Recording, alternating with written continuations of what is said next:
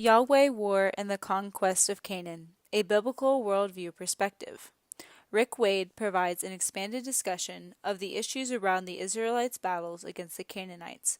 He points out how Yahweh wars, an example wars instituted by and fought with the direct help of Yahweh, have a specific God-designed purpose and are not a call to genocide against non-Christians. He considers the events and differing views of those events before summarizing a biblical worldview perception of them. The charge of genocide. A common attack today on Christianity has to do with the character of God of the Old Testament. Especially singled out to censure by critics is the conquest of Canaan, the land promised to Abraham by Joshua and the Israelites. Through Moses, God gave them instructions. In the cities of these people that the Lord your God is giving you for an inheritance, you shall save alive nothing that breathes, but you shall devote them to complete destruction, the Hittites and the Amorites, the Canaanites and the Perizzites, the Hivites and the Jebusites, as the Lord your God has commanded. Deuteronomy 20:16-17. In obedience to this command, when the Israelites took Jericho, their first conquest after crossing the Jordan River, they devoted all in the city to destruction, both men and women, young and old, oxen, sheep, and donkeys, with the edge of the sword. Joshua 6:21. Because of such things, biologist and prominent atheist Richard Dawkins describes God as, among other things, a vindictive, bloodthirsty, ethnic cleanser, a misogynistic, homophobic, racist, infanticidal, genocidal, filicidal, pestilential, megalomaniacal, sadomasochistic, capriciously malevolent bully. Dawkins also complains about God's jealous rage over the worship of other gods. One cannot help, he says, marveling at the extraordinarily draconian view taken of the sin of flirting with rival gods. To our modern sense of values and justice, it seems a trifling sin compared to, say, offering your daughter for a gang rape, referring to Lot offering his daughters in exchange for the angels. It is yet another example, he continues, of the disconnect between scriptural and modern, one is tempted to say civilized morals. The tragic farce of God's maniacal jealousy against alternative gods recurs continually through the Old Testament. For an atheist, of course, there is no supernatural, so the gods of all the many religions were, of course, made up. They were merely mythologies devised to give meaning to life. The God invented by the Israelites and still believed in by Christians was given a very jealous and mean-spirited personality. What atheists truly dislike is not only that people actually believe in this God, but that they think other people should too. Of course, it would be illogical to try to argue against the existence of God on the basis of the conquest of Canaan. In fact, the moral values that make what the Israelites did seem so objectionable to atheists are grounded in God. As William Lane Craig notes, the Bible itself inculcates the values which these stories seem to violate. According to Article 2 of the United Nations Genocide Convention of 1948, the term genocide means a major action committed with intent to destroy, in whole or in part, a national, ethnic, racial, or religious group. Some 20th century examples are the massacre of Armenian Christians by Turks in 1915 and 1916, the extermination of 6 million Jews by the Nazis in the 1940s, and the slaughter of 800,000 Tutsis and modern Hutus in Rwanda in 1994. Going by this definition alone, the destruction of the Canaanites was genocide. But there is a major difference between these events and the Israelite conquest of Canaan. The 20th century examples are basically people killing people simply because they hated them and or wanted their land. The Canaanites, by contrast, were destroying at the direction of God and primarily because of their sin. Because the Canaanites' destruction was believed to be directed by God, obviously atheists will not find anything acceptable in what happened. If the atheists were correct in their naturalistic understanding of the world, that there is no God, no supernatural, that religion is just a human institution, that all there is nature, and that people are the products of random evolution, then the Israelites were no different than Hitler or other ancient Near Eastern people who slaughtered people simply to take their lands. However, once the biblical doctrines of God and of sin are taken into consideration, the background scenery changes and the picture looks very different. There's only one true God, and that God deserves all honor and worship. Furthermore, justice must respond to the moral failure of sin. The Canaanites were grossly sinful people who were given plenty of time by God to change their ways. They had passed the point of redeemability and were ripe for judgment. The doctrines of God and of sin put this in a very different light. Because of this, I think the term genocide should be avoided. The completely negative connotations of the word make it hard to look at the biblical events without a jaundiced eye. Dawkins accuses the biblical God of jealousy as well. If the God of the Bible really does exist, why might he be so jealous? For one thing, being the creator and Lord of all, he ought to be the only one worshipped and served. He has the right to claim that. Second, people worshipping other gods are indeed worshipping gods of their own, or their forebears' invention. Even Dr. Dawkins should understand why worshipping a god that isn't real is a problem. Third, since God made the world and the people in it, he knows best how they function. To go against the true God is to lose sight of one's own nature and of what makes for the good life. Furthermore, being the creator of the world, God has the authority to move people as he wills. As Paul said much later to the Athenians, God made from one man every nation of mankind to live on all the face of the earth, having determined allotted periods and the boundaries of their dwelling. If God wanted the Israelites in that land, he had every right to put them there. One more note about the complaints of atheists. Not only do they leave out the key factors of the reality of God and sin, but they think that their own ideas about ethics should have ruled in Joshua's day, even for the time, since clearly their own modern liberal ethnical sensibilities are the height of moral evolution. Never mind that such critics, while castigating Israel for killing children, will support a woman's right to have her unborn child cut to pieces in her womb, an odd ethical system, to my mind. Never mind, too, that the best of modern liberal ethical beliefs are built upon Judeo-Christian ethics. Yahweh war. To understand what God was doing in Canaan, in addition to having a correct understanding of God's existence and authority, and of the consequences of sin, one must see it within the larger context of redemptive history. One of the categories scholars use for such events as the battles in the conquest of Canaan is Yahweh war. Yahweh wars are battles recorded in Scripture that are prompted by God for his purposes and won by his power. Old Testament scholar Eugene Merle describes Yahweh war this way. God initiated the process by singling out those destined to destruction, empowering an agent, usually his chosen people Israel, to accomplish it, and guaranteeing its successful conclusion once the proper conditions were met. These wars were a constituent part of the covenant relationship between Yahweh and Israel.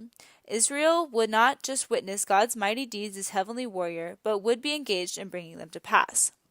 There are numerous examples of Yahweh war in Scripture. In some of them, God fights the battle alone. Think of the Israelites caught between the Egyptian army behind them and the sea in front of them. God told them, "Fear not, stand firm, and see the salvation of the Lord, which he will work for you today. The Lord will fight for you, and you have only to be silent." They walked through the parted waters and watched them closely down around the Egyptians behind them. Another example is found in 2 Kings 18 and 19. When the Assyrians were about to attack Judah, King Sennacherib's representative threw down a challenge to Judah's God. Do not listen to Hezekiah when he misleads you by saying, "The Lord will deliver us." Has any of the gods of the nations ever delivered his land out of the hand of the king of Assyria? Where are the gods of Hamath and Arpad? Where are the gods of Sepharvaim, Hena, and Iva? Have they delivered Samaria out of my hand? Who among all the gods of the lands have delivered their lands out of my hand, that the Lord should deliver Jerusalem out of my hand? Unfortunately for the Assyrians, Yahweh decided to take them up on that challenge. Hezekiah prayed, and God answered through Isaiah. "I will defend this city to save it," he said, "for my own sake and for the sake of my servant David." And that night the angel of the Lord went out and struck down 185,000 in the camp of the Assyrians. And when people arose early in the morning, behold, these were all dead bodies. Most of the time, God had the Israelites help in the battle. So at Jericho, for example, God made the wall fall, and then the Israelites moved in and took the city. Numerous examples are given in Joshua and Numbers of the Israelites fighting the battle with God, making them victorious. The involvement of God is a key point in the whole matter of the conquest of Canaan. It isn't just that the Israelites moving in to take over like any other tribal people. It was commanded by God and accomplished by God. Merrill says this: "It is clear that the land was considered Israel's by divine right, and that the nations who occupied it were little better than squatters. Yahweh, as owner of the land, would therefore undertake measures to destroy and or expel the illegitimate inhabitants, and he would do so largely through his people Israel and by means of Yahweh war. The Israelites were not at heart a warrior tribe. There was no way that they could have conquered the land of Canaan if they didn't have divine help. They escaped the Egyptians and moved into their new land by the power of Yahweh. Old Testament scholar Trimper Longman sees 5 phases of Yahweh war in the Bible. In phase 1, God fought the flesh and blood enemies of Israel. In phase 2, God fought against Israel when it broke its side of its covenant with God. In phase 3, when Israel and Judah were in exile, God promised to come in the future as a warrior to rescue them from their oppressors. In phase 4, there was a major change. When Jesus came, he shifted the battle to the spiritual realm. He fought spiritual powers and authorities, not earthly ones. This change might explain a rather odd question asked by John the Baptist. When he was in prison, John had his disciples go and ask Jesus if he was the expected one. Why would John have asked that? Didn't he baptize Jesus and understand then who he was? He did, but it could be that John was still looking for a conquering Messiah. Matthew 3 records John's harsh words to the Pharisees. Even now the axe is laid to the root of the trees. Every tree, therefore, does not bear good fruit, is cut down and thrown into the fire. Was he thinking this was immediate? Perhaps later, when he was in prison, John was still looking for an exercise of power against earthly rulers on Jesus' part.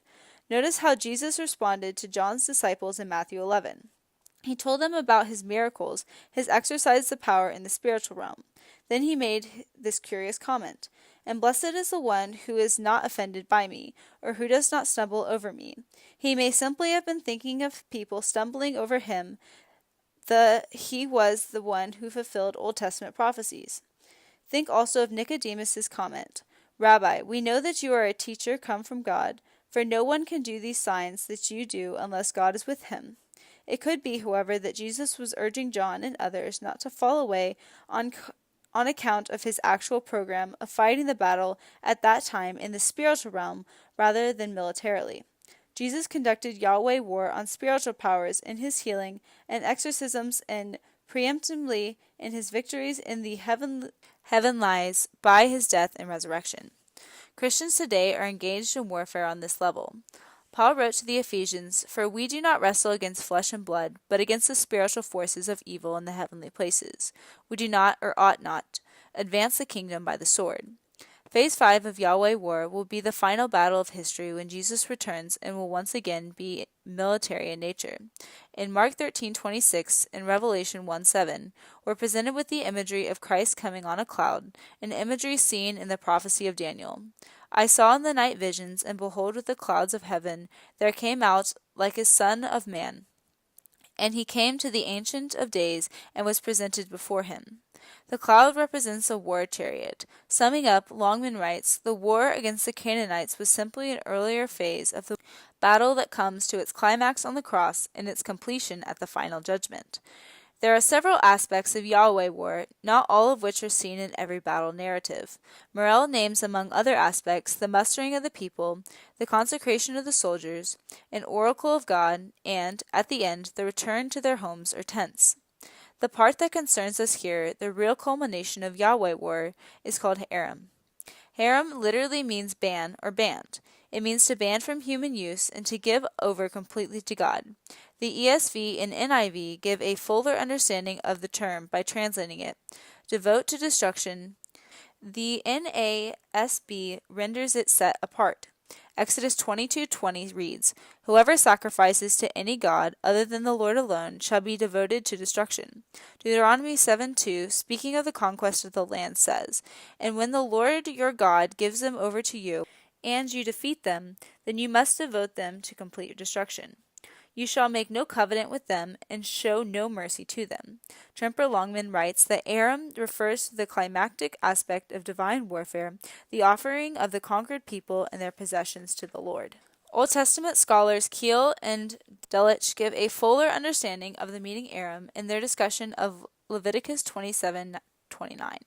They write, "Nothing put under the ban, nothing that a man had devoted banned to the Lord of his property, of man, beast, or the field of his possessions, was to be sold or redeemed, because it was most holy." Aram, judging from the cognate word in Arabic, has the primary signification to cut off, and denotes that which is taken away from use and abuse on the part of men, and surrendered to God in an irrevocable and unredeemable manner, viz. human beings by being put to death, cattle and inanimate objects by either giving up to the sanctuary forever, or destroyed for the glory of the Lord.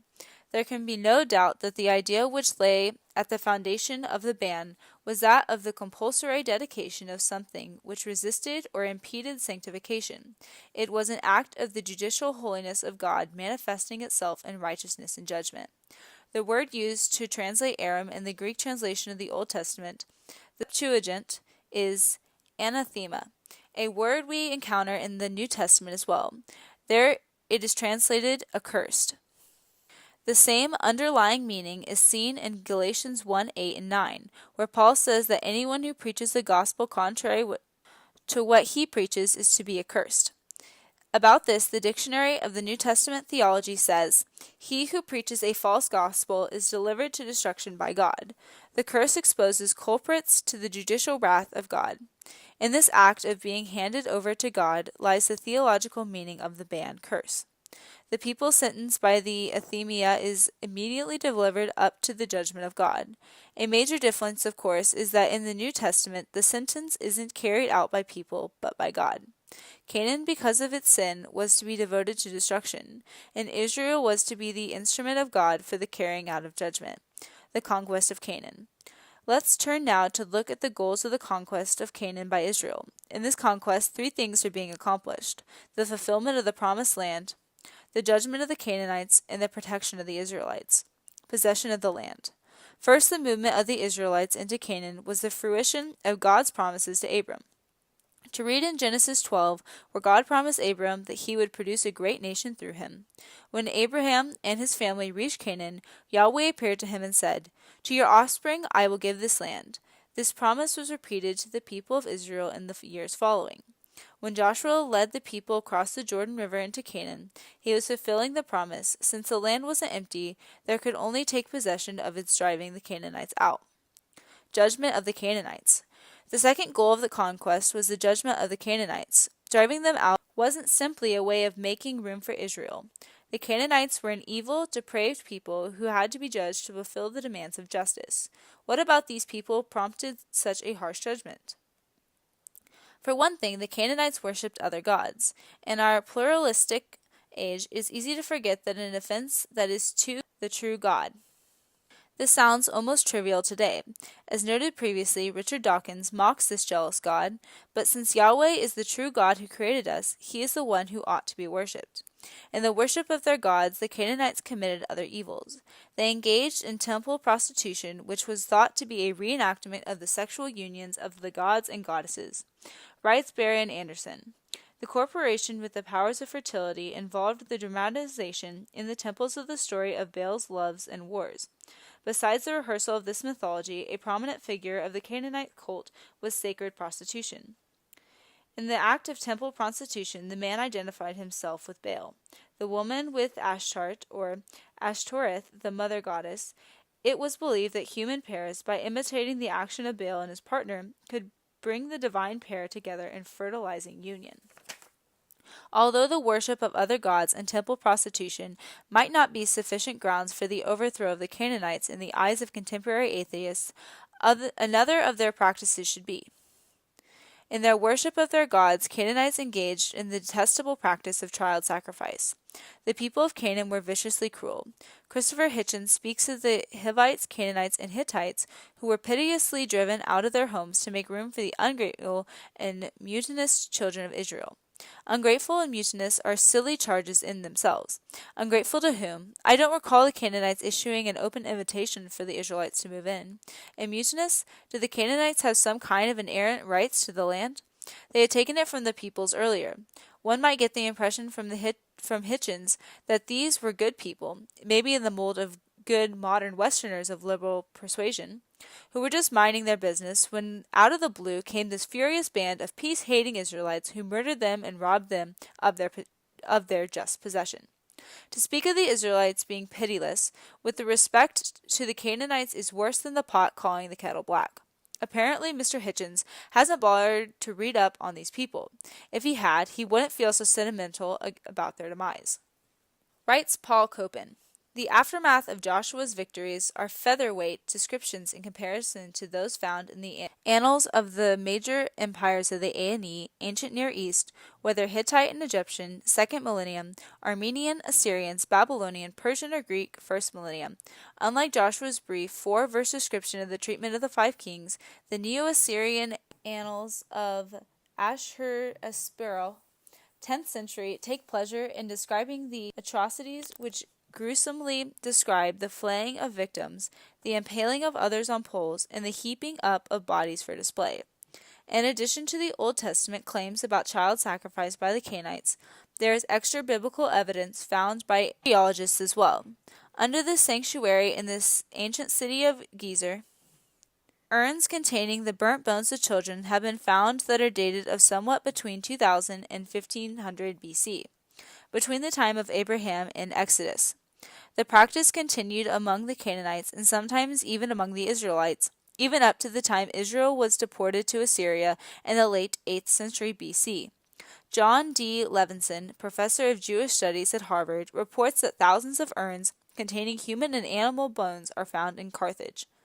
These human bones are invariably of children, and almost all of them contain the remains of not one but 2 children, usually from the same family, one often a newborn and the other 2 to 4 years of age. It is highly doubtful that urns represent a funeral custom. He says the frequency with which the urns were deposited makes it unlikely that natural death could account for all such double deaths in families in a city of such size. The Canaanites were so evil that God wanted their very name to perish from the earth. Moses said, "But the Lord your God will give them over to you and throw them into great confusion until they are destroyed. And he will give their kings into your hand, and you shall make their names perish from under heaven. No one shall be able to stand against you until you have destroyed them." Now a critic today might be happier with a God who simply showed himself to the Canaanites and invited them to discuss the situation with him to negotiate. Wouldn't that be a more civilized way to deal with them? Of course, any criticism from an atheist will have behind it the belief that there is no God behind such events at all. But just to play along, we have to try to put ourselves in the mindset of people in the ancient Near East to understand God's way of dealing with them. Philosophical reasoning wasn't the order of the day. God showed himself to the Canaanites in a way they understood, just as he did earlier with the Egyptians. It might better suit the sensibilities of 12th century people for Yahweh to have convinced the Canaanites by rational argument of his existence and rightful place as Lord of the land. But it would have accomplished nothing then, and it doesn't work very well with a lot of people today either. It was typical in ancient times for nations to see the power of gods in military victories. Recall the Rabshakeh's taunt in 2 Kings 18 that the gods of the other peoples they'd conquered hadn't done them any good. There is evidence of this understanding outside Scripture as well. For example, an ancient document with the title Hymn of Victory of Mir-Napeh is from a 13th century BC Egyptian ruler who gives praise to Bani Re Meri Amun, son of the god Re, for victory over Ashkelon, Gezer, and other lands. In the 9th century BC, Mesha, a king of Moab, built a high place for the god Chemus, because he saved them from all the kings and caused me to triumph over all my adversaries. When the Israelites were about to attack Jericho, the prostitute Rahab helped the Israelite spies and offered this explanation for her help. "I know that the Lord has given you the land, and that the fear of you has fallen upon us, and that all the inhabitants of the land melt away before you. For we have heard how the Lord dried up the water of the Red Sea before you when you came out of Egypt, and what you did to the 2 kings of the Amorites who were beyond the Jordan, to Sihon and Og, whom you devoted to destruction. And as soon as we heard it, our hearts melted, and there was no spirit left in any man because of you. For the Lord your God, he is God in the heavens above and on earth beneath." God showed himself through acts of power, and some people recognized it. The protection of Israel.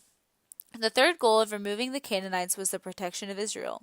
God said that the Canaanites had grown so evil that the land vomited out its inhabitants, and he was concerned that if they remained in the land, they would draw the Israelites into their evil practices, and they too would be vomited out. How could the Canaanites have that much influence over the Israelites? It might be thought that simply being the dominant power in the land would be sufficient to prevent a strong influence by inferior powers. However, the shift from the life of the nomad to the life of the farmer marked a major change in the life of the Israelites. The people of Israel hadn't been settled in one place for over 40 years. The generation that entered the Promised Land knew only a nomadic life. They might easily have become enamored with the established cultural practices of the Canaanites. This happened with other nations in history.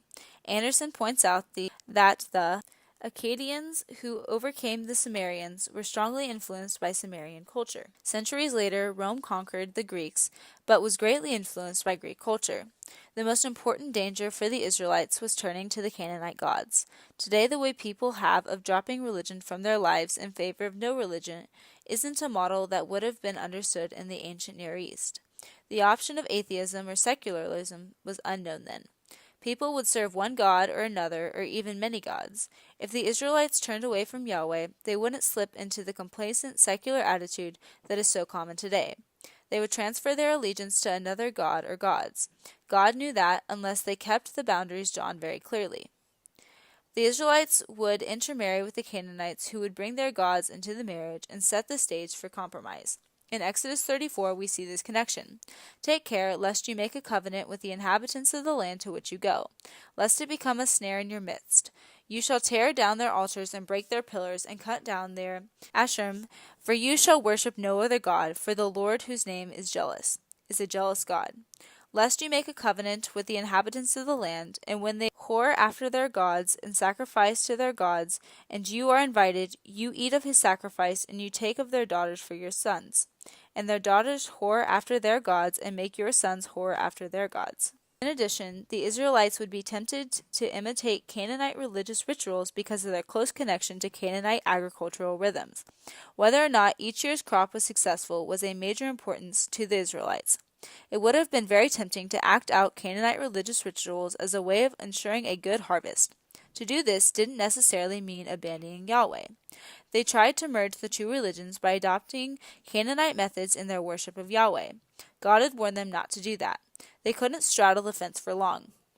And the Israelites had much earlier shown how quickly they would look for a substitute for the true God when Moses went up the mountain to hear from God, recorded in Exodus 20-31.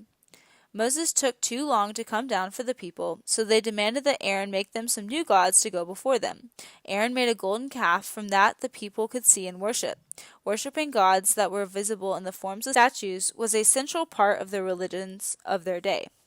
It was what everyone did, so the Israelites fell into that way of thinking too. The book of Judges is witness to what happened by being in such close proximity to the people who worshipped other gods. Repeatedly, the Israelites turned away from Yahweh to other gods and were given over by God to their enemies. And the people of Israel did what was evil in the sight of the Lord and served the Baals.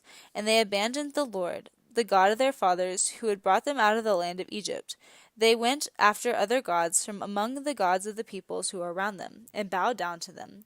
And they provoked the Lord to anger. They abandoned the Lord and served the Baals in Ashtaroth. So the anger of the Lord was kindled against Israel, and he gave them over to plunderers who plundered them. And he sold them into the hand of their surrounding enemies, so that they could no longer withstand their enemies. Whenever they marched out, the hand of the Lord was against them for harm, as the Lord had warned, and as the Lord had sworn to them. And they were in terrible distress. Thus God's judgment wasn't reserved just for the Canaanites. This was the second phase of Yahweh war. The Israelites had been warned. By disobeying God, the Israelites experienced the same judgment meted out through them on the Canaanites. End of part 1 of the reading assignment. Save Nothing Alive That Breathes, Part 1.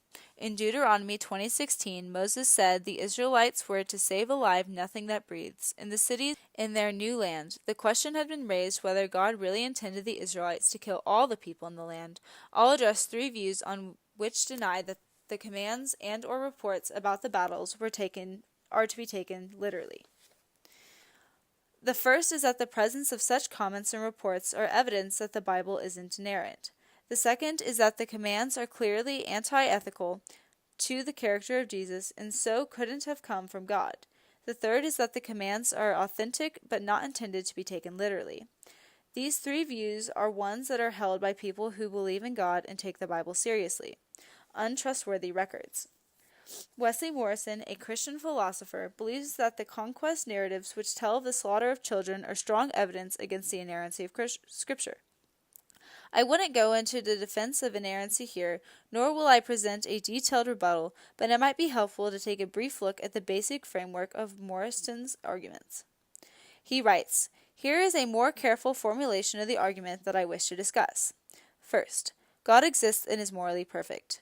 Second, so God would not command one nation to exterminate the people of another unless he had a morally sufficient reason for doing so. 3. According to various Old Testament texts, God sometimes commanded the Israelites to exterminate the people of other nations. 4. It is highly unlikely that God had a morally sufficient reason for issuing these alleged commands. 5. So it is highly unlikely that everything every book of the Old Testament says about God is true.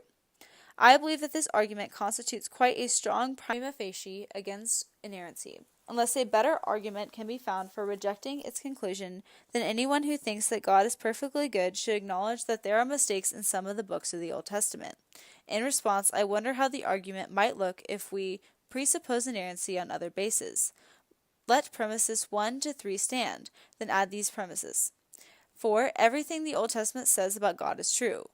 5. God being perfectly holy always has morally sufficient reasons for everything he does, acting in keeping with his morally perfect nature. And 6. Therefore, God must have had morally sufficient reasons for exterminating the people. When it has been decided on other bases that the Bible is without error, that itself becomes a foundational part of our consideration of the conquest narratives. We might not understand why God does some things, but we don't always need to. There are secret things that belong only to God. A second view, which casts doubt on the reliability of the conquest narratives, is based on the character of Jesus. Theologian C.S. Cowles, for example, believes that since Jesus is the best and fullest revelation of God, any characterizations of God that run counter to the character of Christ are wrong. Jesus made it crystal clear, he writes, that this kind of spirit that would exterminate, to show Jesus' attitude towards children, Cowles point to Matthew 18:5 and 6. Whoever receives one such child in my name receives me, but whoever causes one of these little ones who believe in me to sin, it would be better for him to have a great millstone fastened around his neck and to be drowned in the depths of the sea. When the disciples tried to send people away who were bringing their children to Jesus to be blessed by him, he said, "Let the little children come to me, and do not hinder them, for to such belongs the kingdom of heaven." Surely Jesus would have nothing to do with the wholesale slaughter of innocent children, and thus it couldn't have been commanded by God. As Eugene Merrill points out in his insistence on separating God from violence, Cowles doesn't take seriously descriptions of God as a warrior elsewhere in Scripture. Tremper Longman notes the connection of Jesus as divine warrior in the book of Revelation with God as warrior in the book of Isaiah. In Revelation, Jesus is described as wearing a robe dipped in blood. He has a rod in his mouth. He treads the winepress of his wrath. To distance God from the stories of slaughter in the Old Testament, Cowles calls for a distinction between the parts of the Old Testament that Jesus endorsed and all the rest which must be rejected as authentic witness of God. As with Morrison, the recognition of both testaments are equally inspired and true prior to an examination of particular parts will mean that such a distinction cannot be maintained. A non-literal interpretation. Philosopher and apologist Paul Copan offers a detailed discussion of this issue in his article Yahweh Wars and the Canaanites. He sets forth two scenarios, one of which takes the commands as being typical of ancient Near Eastern war hyperbole, scenario 1, and the other of which takes the commands at face value, scenario 2. He says we have excellent reason for thinking that scenario 1 is correct, and that we do not need to resort to the default position, scenario 2. He believes that God didn't really intend the Israelites to literally kill everyone in the cities they attacked. In his article, Is Yahweh a Moral Monster? Copan writes, the obliteration language in Joshua, for example, he left no survivor and utterly destroyed all who breathed, is clearly hyperbolic. Consider how, despite such language, the text of Joshua itself assumes Canaanites still inhabit the land. For if you ever go back and cling to the rest of these nations, these which remain among you, and intermarry with them, so that you associate with them, and they with you, know with certainty that the Lord your God will not continue to drive these nations out from before you. Joshua 9 through 12 utilizes the typical A&E ancient Near Eastern literary conventions of warfare. How could there be anyone left to marry if everyone was put to death? In addition to this, drawing on the work of Richard Hess, Copen thinks that the cities were attacked were primarily military fortresses occupied by soldiers and military leaders, Rahab of Jericho being an exception. Thus, the targets of the Israelites' attacks were soldiers, not the citizens of the land. Hess makes the curious comment that there is no indication in the text of any specific non-combatants who were put to death. This is so with respect to the accounts of the battles following the crossing of the Jordan. But one wonders what he makes of the vengeance taken on the Midianites recorded in Numbers 3. When the soldiers returned from defeating the Midianites, Moses was angry because they had allowed the women to live. He commanded them, "Now therefore kill every male among the little ones, and kill every woman who has known man by lying with him." In addition, consider the instructions given in Deuteronomy 20 about warfare. Regarding cities far away, only the males were to be put to the sword. The women and little ones were to be taken as plunder, along with everything else. However, in the cities and the areas they would inhabit, the instruction was to save alive nothing that breathes, but to devote them to complete devotion. If the distinction isn't between sparing women and children and killing them, what is it? Hess says that Rahab and her family were the exceptions, but given the instructions in Deuteronomy 20, perhaps she should be seen as further evidence that there were indeed civilians in those cities. The distinction just noted, along with what Israel did with the Midianites and the clear statement in Leviticus 27:29 that every person devoted to the destruction was to be killed, led me to conclude that women and children were indeed put to death as Israel cleared the land of the Canaanites. If God didn't mean to kill everyone when it was commanded to save alive nothing that breathes, how would he have said it if he did? One further note, even if we should conclude that the treatment of the Midianites was a unique event and that the army of Israel didn't kill women and children in their battles, God wouldn't be off the hook with critics. Women and children were surely killed in the flood and the destruction of Sodom and Gomorrah. Save nothing alive that breathes, Part 2. Intermarriage. If this still leaves unanswered the matters of intermarriage, who would be left to marry if everyone was put to death? Glenn Miller explains how some would have remained. As he observed, the Israelites didn't sneak up on the Canaanites. People had heard about the Israelites and their God Yahweh, and they had plenty of time to get out of town. Before ever crossing the Jordan River, the Israelites took a whole swath of land from the middle of the Salt Sea on the east side up to the Sea of Chinnereth, or the Sea of Galilee, as it came to be known later. Accounts can be read from Numbers 21 through 31. Recall Rahab's claim that the people of Jericho had heard about the victories given the Israelites by Yahweh.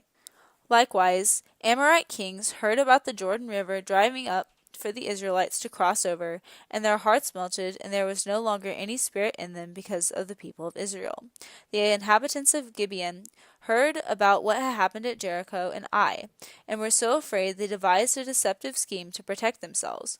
Because of that advance warning, it is quite possible that some people abandoned their cities. Copen agrees, when a foreign army might pose a threat in the A&E, women and children would be the first to remove themselves from harm's way. Not to mention the population at large. When a city is in danger of falling, observes Golden Gay, people do not simply wait there to be killed. They get out. Only people who do not get out, such as the city's defenders, get killed. There is no indication that the Israelites pursued people who escaped. Those who stayed, however, showed their obstinate determination to continue in their ways, and they were to be destroyed. Golden Gate supposes that only the city's defenders remained and were killed, but Moses clearly believed those who remained could include women and children. Why wouldn't the Israelites have pursued those who escaped? To answer that, we must determine what God's main purpose was in this series of events. Earlier, I gave 3 reasons for the destruction of the Canaanites, possession of the land by the Israelites, judgment of the Canaanites, and their protection of Israel. All these work together. Yahweh wanted to move the Israelites into a land of their own, but knew that for them to thrive and remain faithful to them, they would have to be free of the influence of the Canaanites. The Canaanites were also ripe for judgment. Clearing the land by whatever means seems to have been the foremost goal. Glenn Miller points out that two kinds of words are used to describe what was to be done with the Canaanites: dispossession words and destruction words. He notes that the former are used by a 3-to-1 margin over the latter. Here's an example of the former. I will send my terror before you, and will throw into confusion all the people against you, whom you shall come, and I will make all of your enemies turn their backs to you. And I will send hornets before you, which shall drive out the Hivites, the Canaanites, and the Hittites from before you. I will give the inhabitants of the land into your hand, and you shall drive them out before you. Unlike the people in Nineveh, who repented at the preaching of Jonah, the people of Canaan resisted. Because of that, they had to be moved out by force. But their present wasn't the only problem. Theirs was a debased culture, and it had to be destroyed. Thus the Old Testament also speaks of the destruction of the Canaanites. Miller believes it was the nations that God intended to destroy more than the individual person. The cities represented the real power centers of the land, so to move the inhabitants out of terror or by destruction would have seriously weakened the nations. If it is true that people escaped before the Israelites attacked, then it is possible that the Israelites would marry some of them. Secondly, and more obviously, the Israelites could marry Canaanites who were not removed from the cities because of their disobedience. As it turned out, Moses' warning in Deuteronomy 4:25-28 became prophetic. Starting in Judges 1:27, we read that tribe after tribe of Israelites did not drive out all the inhabitants of the cities they inhabited.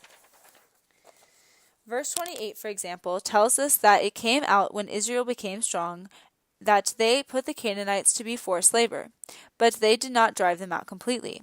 With all this as background, I think we can understand why Moses both commanded that literally everyone was to be destroyed in the cities taken and warned the Israelites against intermarriage.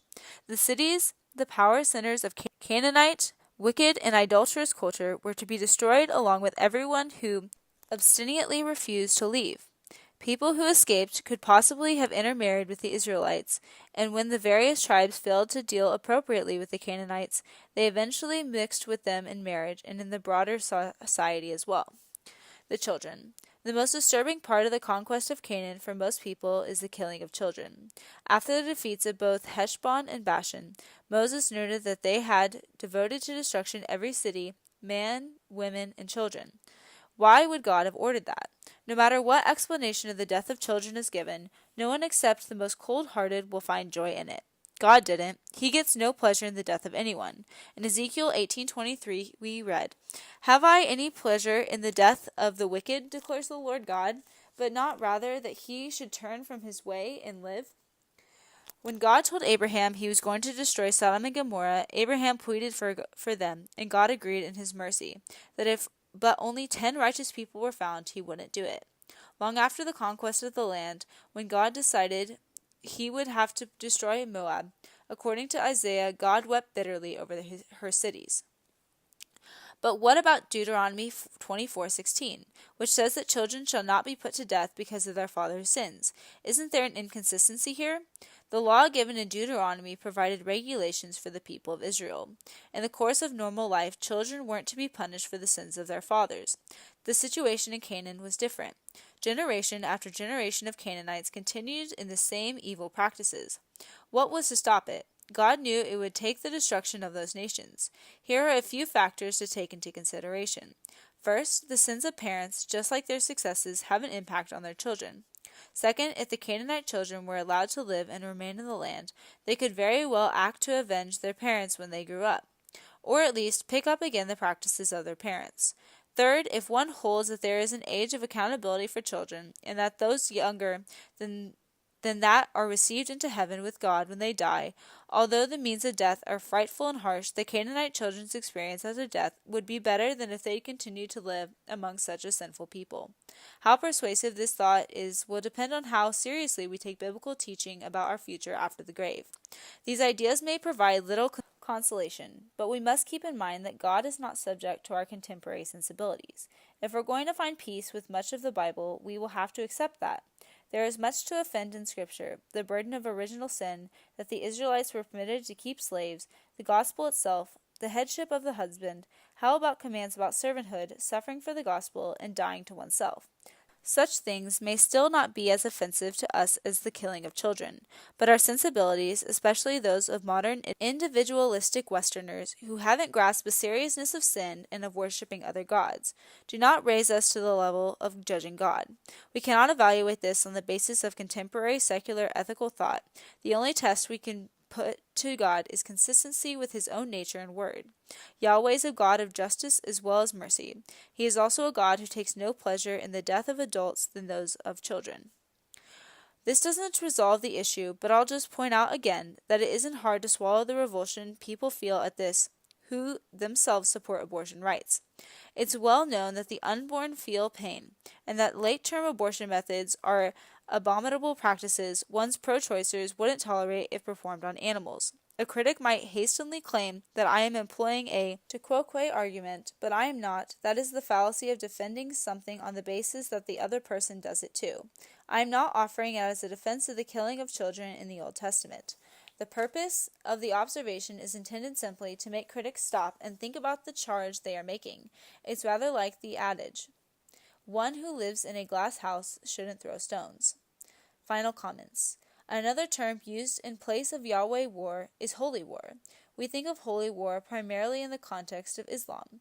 Critics may try to paint with a broad brush and claim that what the Israelites did to their neighbors was no different than modern-day Islamic jihad. How might we respond? I noted earlier in this article that the conquest of Canaan presupposed a particular theological background. The one true God was moving his people into their new home and meting out judgment to the Canaanites at the same time. Such warfare could only be conducted at the command of God.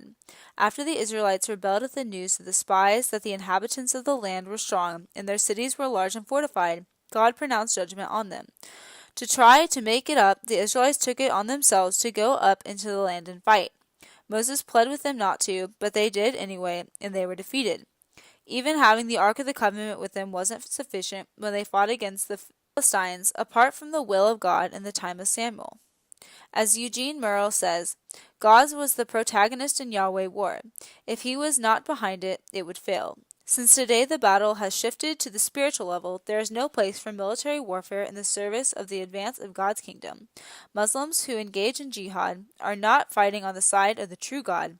Furthermore, for the atheist to criticize Christianity today for what God did a very long time ago is to show a lack of understanding of the progress of revelation and the development of God's plan. What has Jesus called us to do? This is what matters today. Apologists have the task of answering challenges to biblical faith. We talk about Christianity being reasonable, and we want to show it to be so.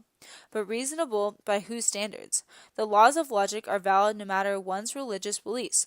But we aren't here talking about the laws of logic. We're talking about moral issues. By whose moral standard will we judge God? We can clarify the conflict between the Canaanites and Israelites to non-believers. We can also appeal to the ethical principles we know Western secularists accept. An example, prohibitions against child sacrifice, but bottom line, the only way we can appease modern Westerners is to deny the inspiration of the text or to reinterpret the text and so to distance ourselves from what the Israelites did. We certainly shouldn't do the former, and we have to be careful with the latter. One final note, our own circumstances will weigh heavily in how we read such text. Being oppressed ourselves, we view apparent oppressors, in this case the Israelites, with a jaundiced view. What about people who are oppressed? Old Testament scholar Terrace Freedom quotes Walter Mann, another Old Testament scholar. It is likely that the violence assigned to Yahweh is to be understood as counter-violence, which functions primarily as the critical principle in order to undermine and destabilize other violence. And so, Freedom continues, God's violence is not blind or unbridled violence, but purposeful in the service of a non-violent end. In other words, God's violence, whether in judgment or salvation, is never an end in itself, but is always exercised in the service of God's more comprehensive, salvific purposes for creation. The deliverance of slaves from oppression, the righteous from their antagonists, the poor and needy from their abusers, and Israel from its enemies. Quoting Abraham Heschel, he continues, "This is one of the meanings of the anger of God, the end of indifference with respect to those who have suffered human cruelty, and so stating the matter, the divine exercise of wrath which may include violence, is finally a word of good news for those oppressed and bad news for oppressors.